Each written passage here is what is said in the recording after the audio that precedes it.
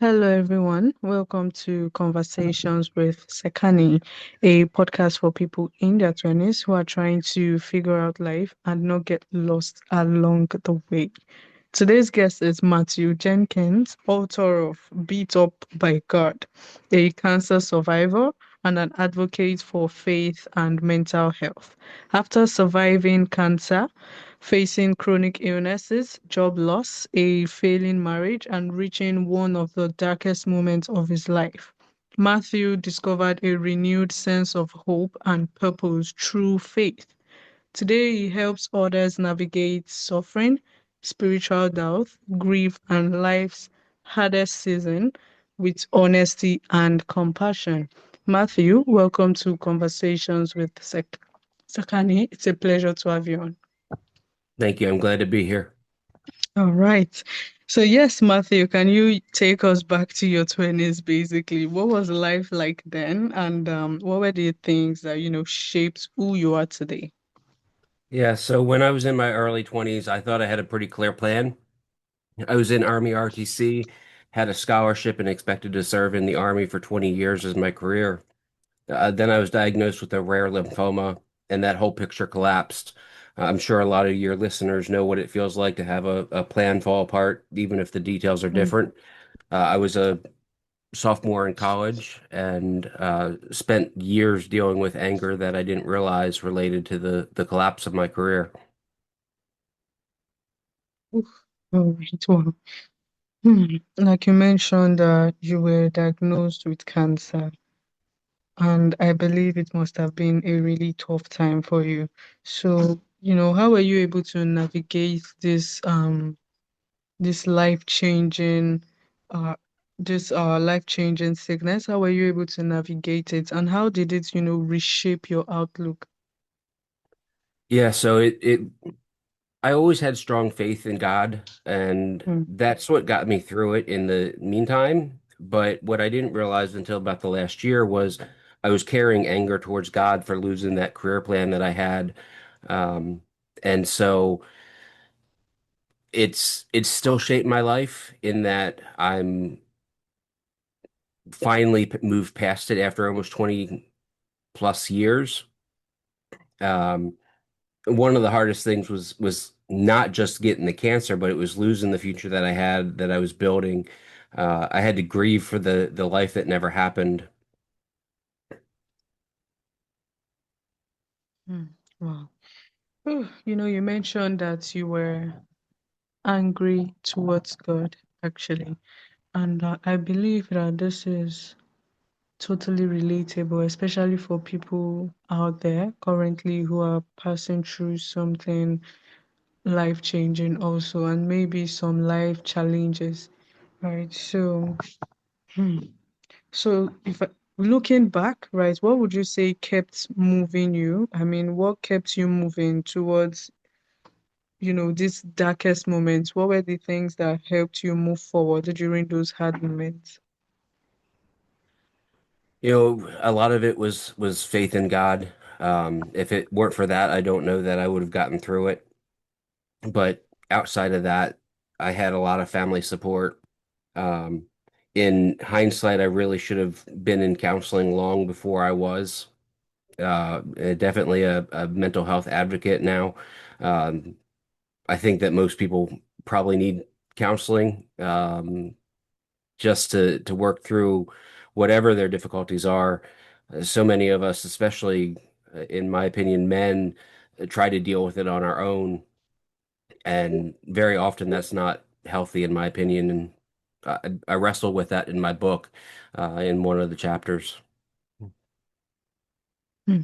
All right. So now you're letting us know that struggling alone is actually not it's not ideal, right? We're actually supposed to have like a community.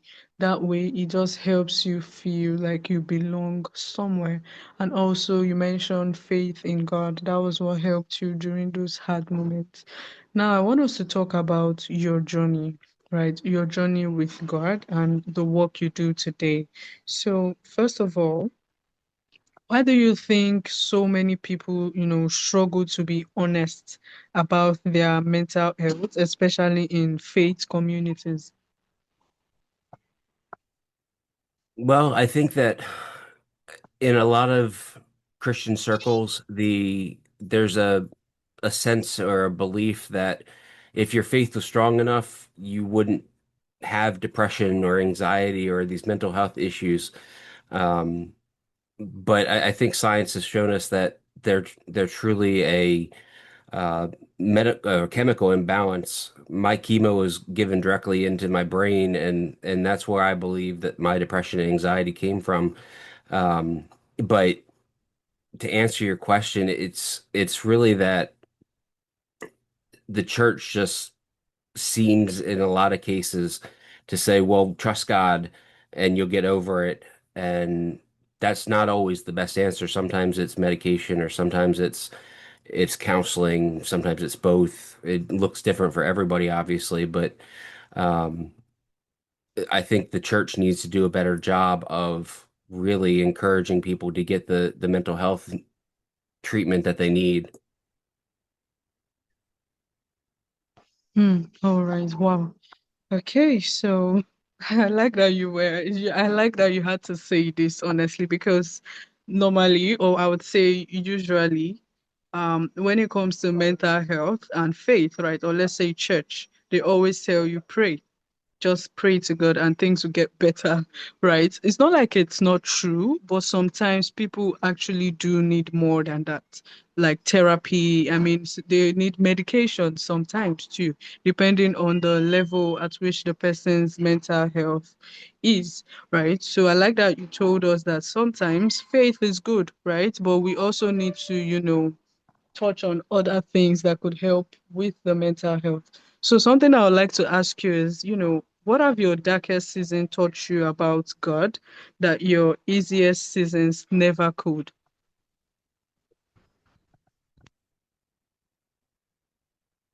My darkest seasons really have taught me that even if I need medication or therapy, that God is not silent. He's not absent. Um, Hmm.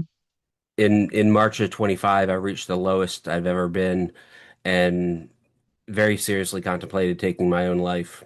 And I told my mom on that day that I felt beat up by God.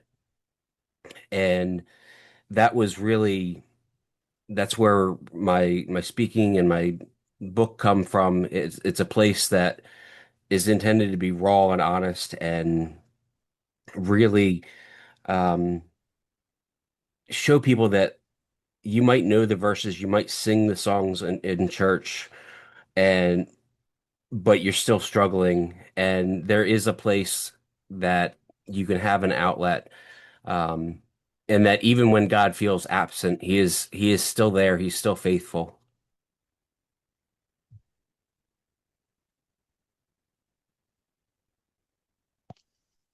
All right. Wow. Okay, so your book, right, it's called Beat Up by God. Hmm. So why did that phrase, capture your experience so powerfully? So the day that I contemplated taking my life, that's what I told my mom. Was I was tired of feeling beat up by God. You talked about it at the beginning that I was a cancer survivor at a young age, had job loss, marital collapse, chronic pain, all these things, and I felt almost like instead of forgetting me, God used me as a punching bag. And um, so while I was in my healing journey, I wrote the book as much for myself to talk about that God's still faithful even in the dark times. And when I realized that it was could help other people, I wanted to start getting it out there. Um, I used to think that purpose meant God giving me a life I wanted, but now I think that it is surrender. It now it is starting with surrendering the life that I ought to have, and that's being a follower of Christ. All right. Wow. Okay. And another thing, right, I would like to talk about. I mean, it can be seen from your story, right? But truthfully, it's not easy to, you know, be going through, I don't know if I should say trials, right? And then still uphold your faith, right? Honestly, it's not easy because that way, doubt starts to creep in. I mean, there might even be people who will tell you, since you believe in God, why hasn't anything happened for you? Right? So it becomes really, really tough during those moments. So how can someone, hold on to faith when it feels like their prayers are going unanswered? Yeah, I wrestled with that a lot, both in my life and as I was writing the book. And one of the characters in the Bible that I looked to was Job, and he had friends that told him just that, curse God and die. Uh, Actually, that was his wife, but his friends weren't much better. And um, one of the things that I started doing in the midst of all of the trials and tribulations that I was going through was I started spending more time in the Bible and um, to really get closer to God. And it was amazing to see how he changed my perspective on life, and how the perfect verse would be something I would read that day, dealing with something that I was coping with in my life.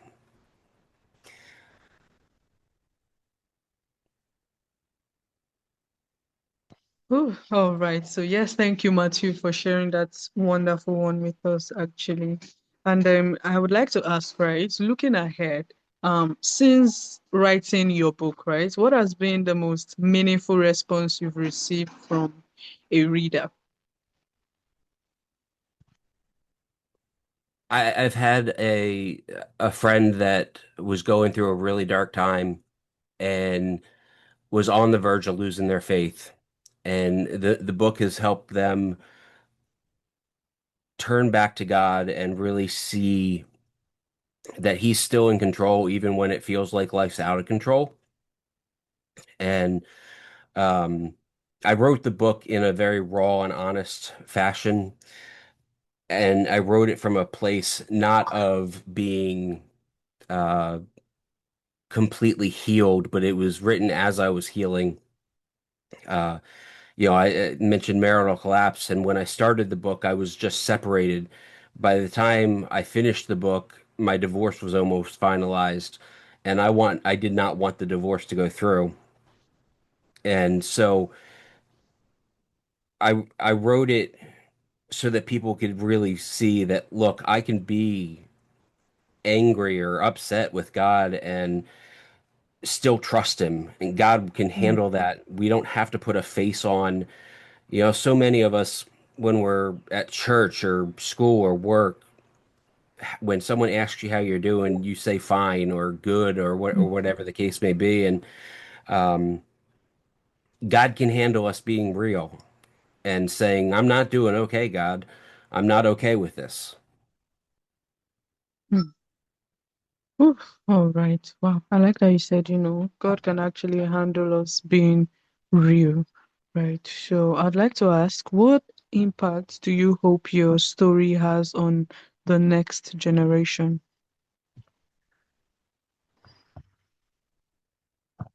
I What I really want is for my story to touch people that are struggling.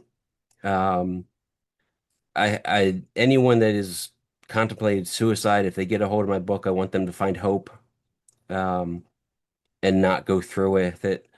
But ultimately, I want people to find faith in Jesus if they don't have it, or grow stronger in it if they are a Christian. And that's why I wrote it in such a fashion that I did. It's it's full of scripture, but it's also meant to be accessible to someone who does not believe in Jesus or go to church or any of these things. Um, but it still, I think, will provide hope to people that are going through difficult times to see how others might deal with it. All right. Yes, thank you, Matthew. Honestly, I would say this has been, really insightful. And finally, I want you to talk to someone out there, right? Specifically younger adults who are, currently going through a phase in their life where they feel lost or struggling, right? So what is one piece of advice you would leave with everyone in their 20s who are just trying to navigate life? I would say if you're in a season where you feel lost, that I want you to know something. You're not broken beyond repair, and you're not the only one who has felt this way. Sometimes life doesn't just get hard. Sometimes it gets confusing. You thought you knew where you were going, and then suddenly the plan fell apart. The relationship changed, the job disappeared, the diagnosis came, the grief hit, the prayers felt unanswered, and now you're looking around wondering, how did I get here and where do I go next? I've been there. One of the hardest parts of feeling lost is that you can start believing the lie that lost means forgotten, but it doesn't. Mm. Feeling lost does not mean that God has left you, does not mean your life's over. It does not mean that that you are behind everyone else or that you are in a chapter that you did not it just means that you're in a chapter that you did not expect, and maybe you one that you would never have chosen. But a painful chapter is not the whole story. Wow. Wow. Okay. Like you said, the painful chapter is not the whole story. And also, feeling lost does not mean that God has left you. He has not actually. And there's this saying that goes, these too shall pass, right? So whatever season you're in right now, just know it will pass, right? And the morning is coming, basically. So yes, thank you, Matthew. And finally, before you go, where can listeners get to, learn more about you, connect with you, and also, get your book? So the book is launching on August 4th, and to Mm. find out information about it and participate in the launch, where we'll have a special promotion on the price, you can go to beatupbygod.com. Hmm. Okay. I'm gonna put the link in the show notes so it's easily accessible for listeners. And to my listeners, I would say thanks for tuning in to Conversations with Sekani. If this episode sparked something in you, just as it did in me, make sure to share to someone who you think might need this, and also subscribe so you don't miss out on new episodes. Once again, thank you, Matthew. Do have a wonderful day ahead of you. Thank you for having me. You're welcome. Take care.